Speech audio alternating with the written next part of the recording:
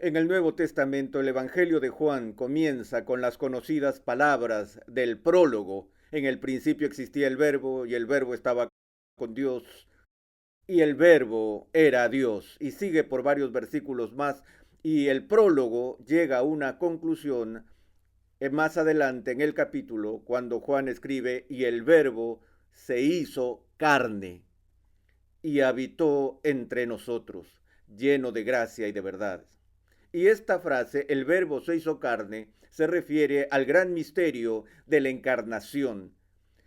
Pero cuando Juan describe ese acontecimiento de la encarnación, dice, y el verbo se hizo carne y habitó entre nosotros. Esa es una especie de traducción libre del texto original. Literalmente, las palabras que se usaron son, y el verbo se hizo carne y asentó su tienda entre nosotros. O, aún más exacto, el verbo se hizo carne y tabernaculizó entre nosotros.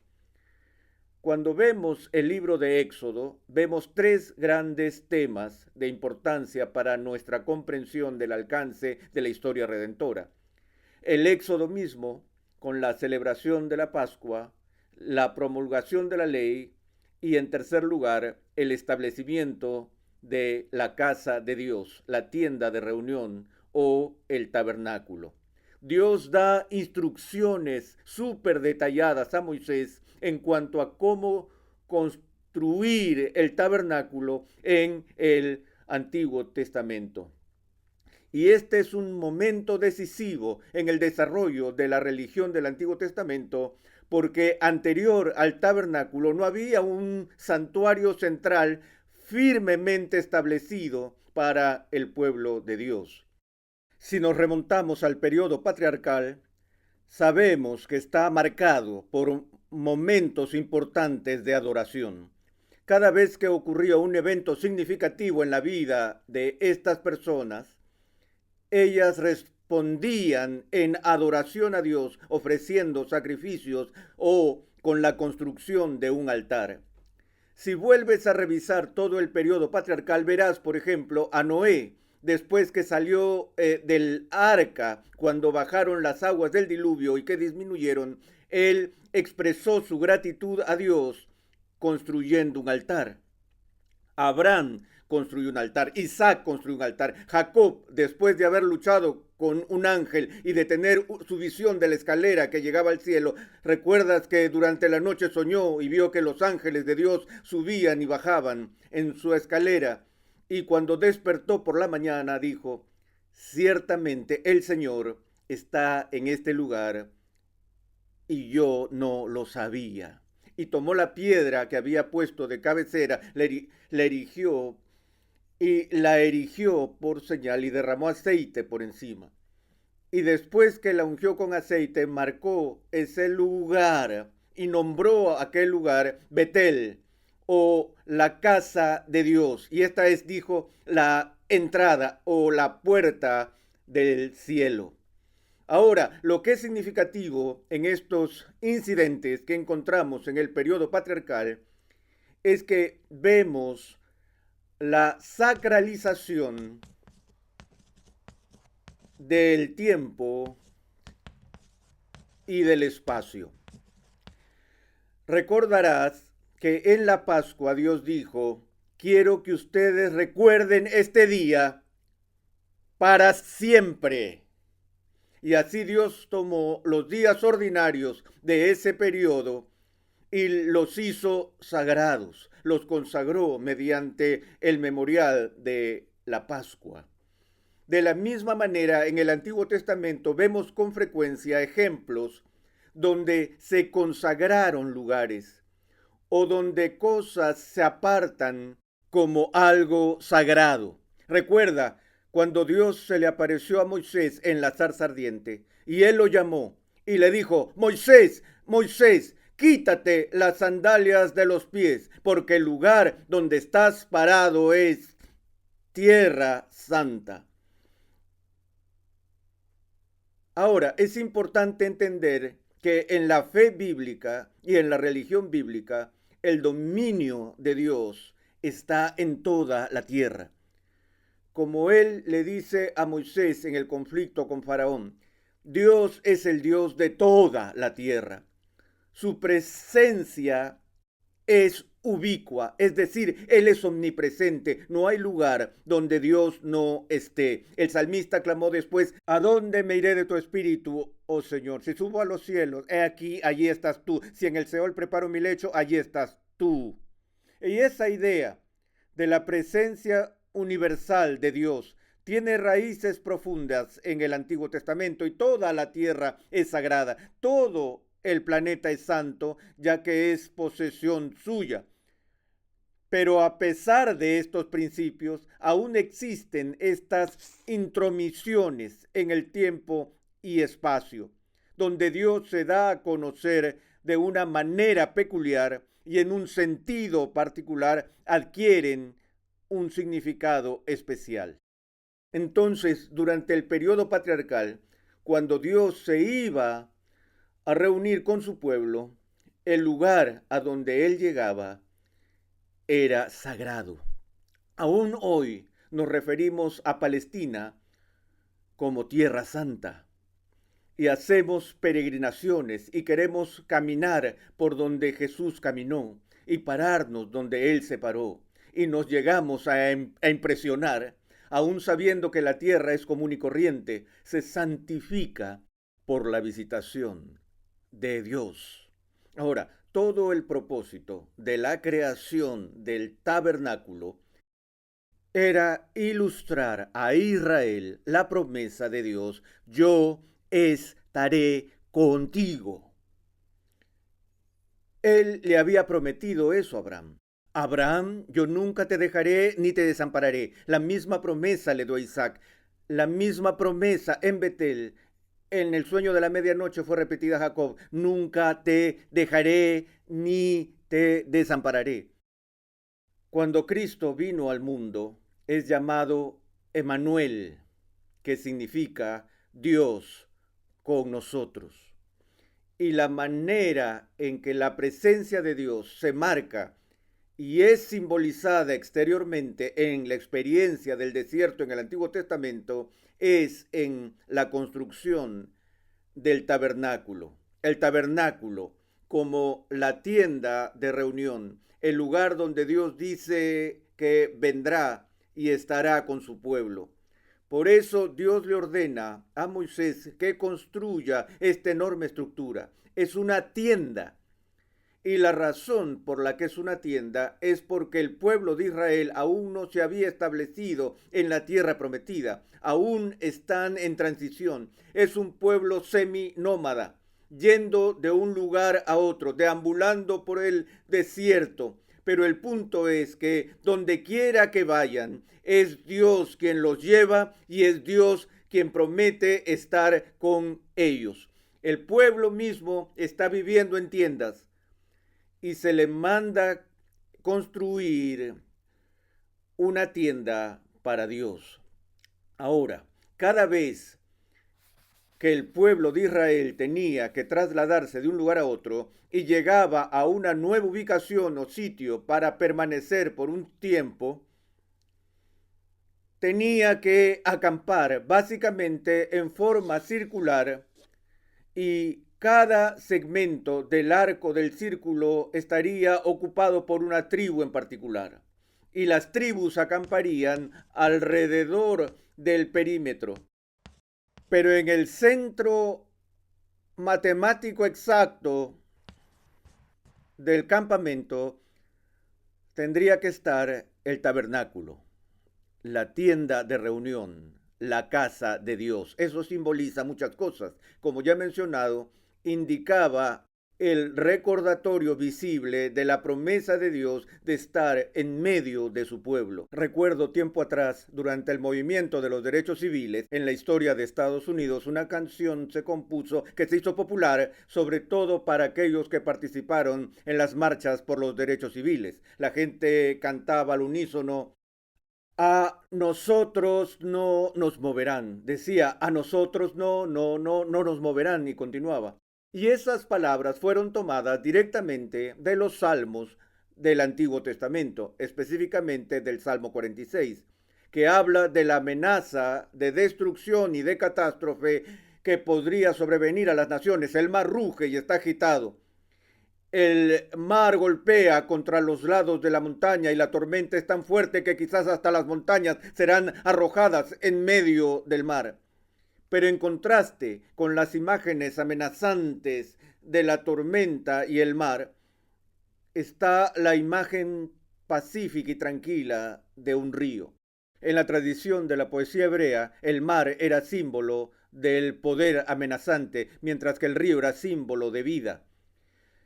Debido a que el salmista continuaba diciendo, hay un río cuyas corrientes alegran la ciudad de Dios, porque Dios está en medio de ella, no será sacudida.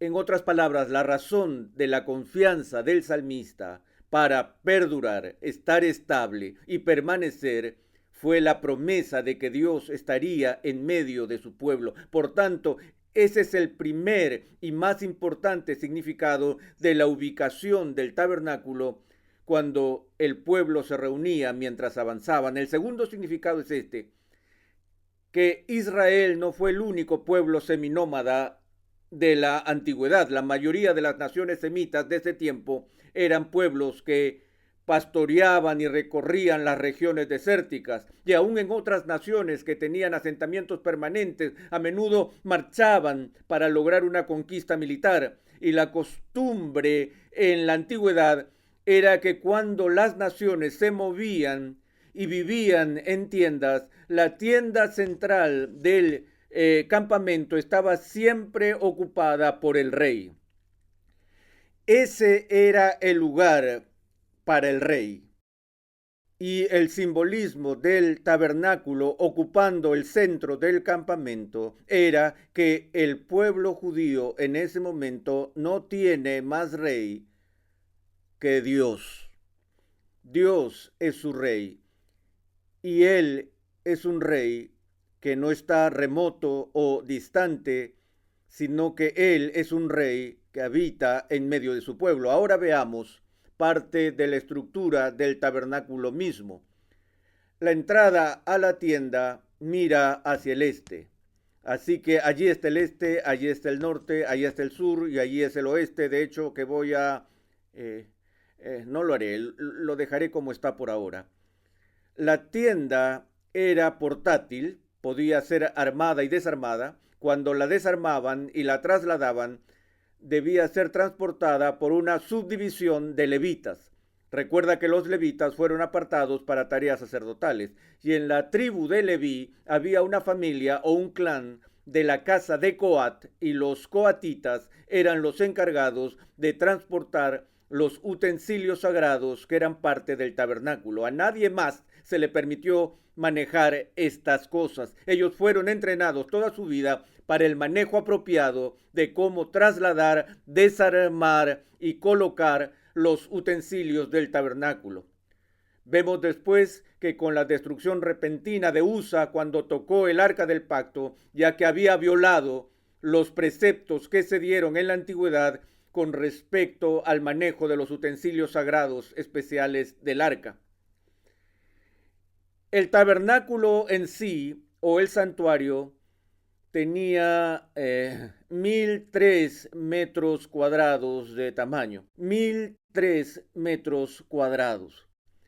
Esa es una tienda gigante. Pero el santuario mismo, la porción de espacio más grande de esta tienda estaba ocupada por el atrio exterior. Y luego venía el atrio interior, conocido como el lugar santo.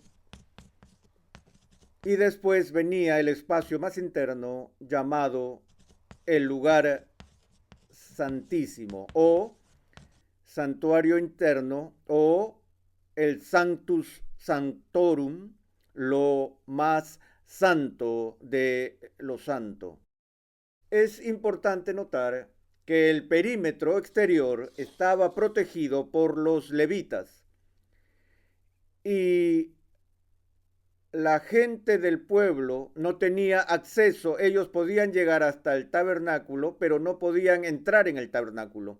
Ciertas cosas que se llevaban a cabo dentro del santuario, les repito, el santuario interior, incluyendo tanto el lugar santo como el lugar santísimo, tenía casi 17 por 4,5 metros. Y en el atrio exterior había dos muebles que se encontraban allí. Estaban la fuente de bronce y el altar del holocausto. Ahora, la fuente de bronce, como su nombre lo indica, estaba hecha principalmente de bronce y era el lugar donde el sacerdote venía para el rito de la purificación. Antes de que pudieran realizar sus deberes sacerdotales, tenían que purificarse a sí mismos, tenían que lavarse. La palabra fuente en el original es de donde sale la palabra baño. Así que ellos lo hacían simbólicamente, tomaban un baño limpiándose con el agua que estaba en la fuente de bronce. Ahora, el altar del holocausto era el lugar donde se quemaba el sacrificio de animales y se ubicaba en el atrio exterior. Tenía 4 postes, uno en cada esquina, que se llamaban los cuernos del altar. A veces se sujetaban a los animales a los cuernos del altar a fin de facilitar todo el proceso de matarlos y quemarlos. ¿Recuerdas cuando Adonías buscó refugio corriendo y agarrándose de los cuernos del altar? Lo interesante para mí es que a medida que te acercas al lugar santísimo, hay un nivel progresivo de lo sagrado, el cual se ve reflejado por el aumento en nivel de materiales preciosos usados en los utensilios y en el mobiliario que había dentro. De nuevo, volvamos al panorama general. Está este círculo que describe todo el campamento y todo lo que estaba fuera del campamento era considerado inmundo. Este era el lugar de los gentiles. Esto era lo que simbolizaba la oscuridad exterior que estaba siendo removida desde el centro donde Dios derrama los dones de su misericordia y su gracia. Y cuanto más te acercas al centro, más te acercas a la presencia directa de Dios. Entonces ellos entendieron que Dios en realidad estaba en todas partes, pero en su actividad redentora, donde se enfocaron los medios de su gracia, estaba el más sagrado de todos los lugares, el lugar santísimo. Y cuanto más te alejabas del lugar santísimo, más te acercabas hacia el lugar que era inmundo y que simbolizaba la oscuridad exterior. Este simbolismo se usa en toda la enseñanza de las escrituras, en los escritos de los profetas y también en el Nuevo Testamento. Se ha dicho, por ejemplo, que el Evangelio de Juan sigue en su contenido, así como el libro de Apocalipsis, se basan mucho en el mobiliario que se encontró primero en el tabernáculo y posteriormente en el templo, donde estaban los candelabros y todas esas cosas repetidas. Y que Cristo en el Evangelio de Juan es llamado la luz del mundo, porque en el lugar santo estaba el candelabro de 7 brazos, la menorá, con la luz encendida de forma permanente, simbolizando una vez más la presencia eterna de Dios. En el lugar santo también estaba el altar del incienso. Era más pequeño que el altar del holocausto, pero estaba hecho de materiales más preciosos. Pero el propósito del altar del incienso era ilustrar la obra de la oración. Los sacerdotes iban allí y ofrecían sus oraciones por el bienestar del pueblo, y el significado del incienso era que cuando éste era quemado en el altar, esparcía un aroma agradable en el ambiente. Y eso era importante porque recordarán que están sacrificando animales dentro y alrededor del santuario.